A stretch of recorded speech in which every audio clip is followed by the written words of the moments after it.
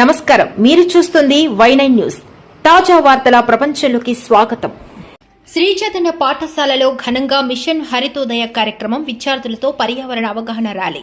మొక్కలు నాటిన అతిథులు, విద్యార్థులు తిరుపతి జిల్లా వెంకటగిరిలోని శ్రీ చైతన్య పాఠశాలలో పర్యావరణ పరిరక్షణపై విద్యార్థుల్లో చైతన్యం పెంపొందించే లక్ష్యంతో మిషన్ హరితోదయ కార్యక్రమాన్ని ఘనంగా నిర్వహించారు.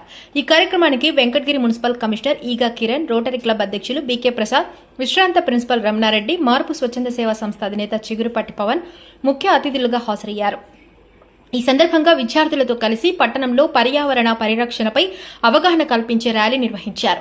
ర్యాలీలో విద్యార్థులు పర్యావరణాన్ని కాపాడాలని, చెట్లను నాటాలని, ప్లాస్టిక్ వినియోగాన్ని తగ్గించాలని నినాదాలు చేస్తూ ప్రజలకు అవగాహన కల్పించారు. ముందుగా పాఠశాల ఆవరణంలో అతిథులు, ఉపాధ్యాయులు, విద్యార్థులు కలిసి మొక్కలు నాటి వాటి సంరక్షణ బాధ్యతను తీసుకోవాలని ప్రతిజ్ఞ చేశారు. ఈ సందర్భంగా పాఠశాలలో ఏర్పాటు చేసిన మిషన్ హరితోదయ పర్యావరణ అవగాహన ఫ్లెక్సీని సందర్శించి అందులో పొందుపరిచిన సందేశాలను విద్యార్థులకు వివరించారు.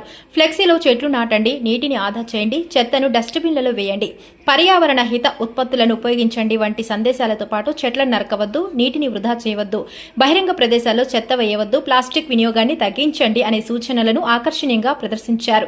ఈ సందర్భంగా ముఖ్య అతిథులు మాట్లాడుతూ పర్యావరణ పరిరక్షణ ప్రతి ఒక్కరి సామాజిక బాధ్యత అని, విద్యార్థులు నేడు నాటే ఒక మొక్క రేపటి తరాలకు ప్రాణవాయువును అందిస్తుందని పేర్కొన్నారు. చిన్ననాటి నుంచే ప్రకృతిపై ప్రేమ, బాధ్యత పెంపొందించేందుకు శ్రీ చైతన్య పాఠశాల చేపట్టిన మిషన్ హరితోదయ కార్యక్రమం అభినందనీయమని కొనియాడారు. ఈ కార్యక్రమంలో పాఠశాల యాజమాన్య, ఉపాధ్యాయులు, విద్యార్థులు పాల్గొని పర్యావరణ పరిరక్షణకు తమ వంతు కృషి చేస్తామని ప్రతిజ్ఞ చేశారు.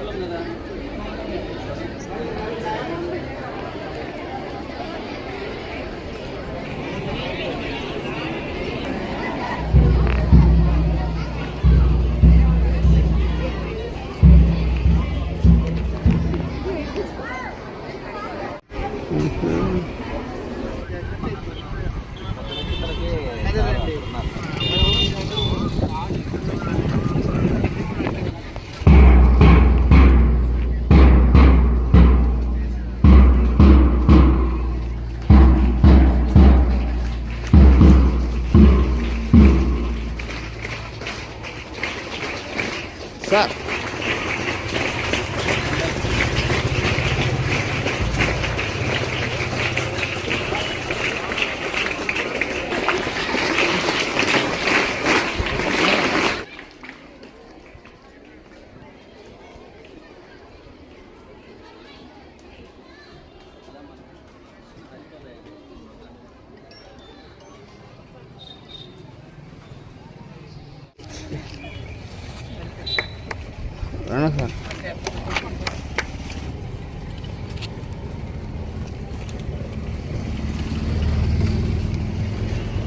సార్ ఇంకా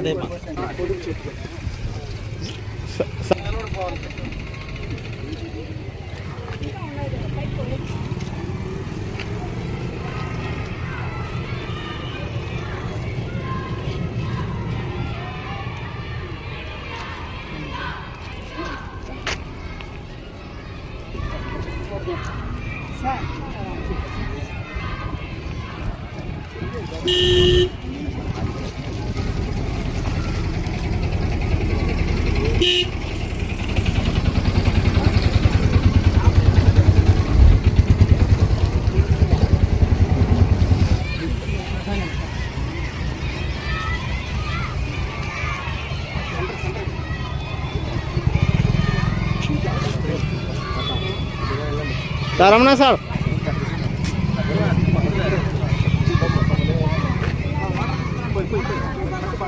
ఇట్లా చూడండి.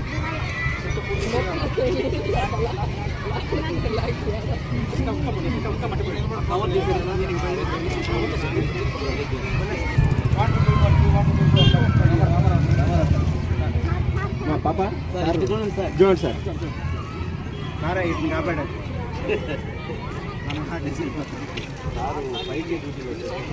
సార్ పాప కొంచెం లేట్ అయింది.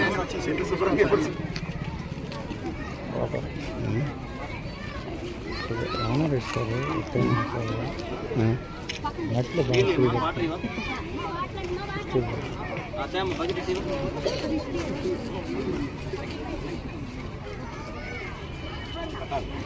అర్థమైంది కదా అదే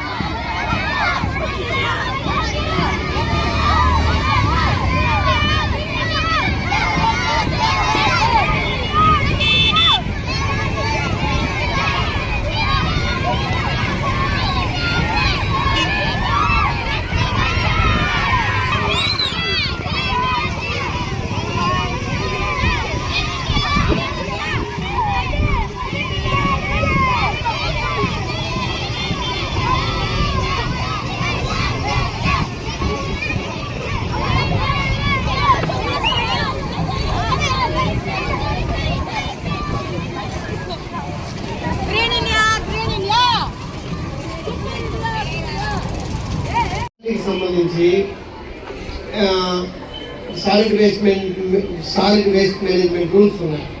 ఆ రూల్స్ మేము ఏదైతే చెప్తున్నామో మీ ప్రిన్సిపల్ గారు వీళ్ళంతా అదే చెప్తున్నారు. ప్లాస్టిక్ నిషేధించాలి, వాటర్ కన్జర్వేషన్. ఇప్పుడు ఎన్నినో కూడా ఉంది కదా, మనకి వర్షాభావం వస్తుంది ఈ సంవత్సరం. మనము బోర్డ్స్ కూడా పెట్టాము, 2 బోర్డ్స్ కూడా వాటర్ నెట్ను పరీక్షించుకోవాలా, సోప్ పిట్లు తవ్వుకోవాలి, నీటిని పొదుపుగా వాడాలి, చాలా ఉన్నాయన్నమాట. మీరు అన్నీ చేస్తున్నారు. Jute bag, eco friendly bags, jute bags వాడుతున్నారు, డస్ట్బిన్ వాడాలని చెప్పి. విద్యతో పాటు రేపు పొద్దున పౌరులుగా ఎదిగినప్పుడు సమాజానికి ఏ విధంగా ఉపయోగపడాలి, ఎట్లా తమను తాము మంచి పౌరులుగా తీర్చిదిద్దుకోవాలనేటువంటి విధానాన్ని మొదటి నుంచి కూడా నేర్పిస్తూ వచ్చారు.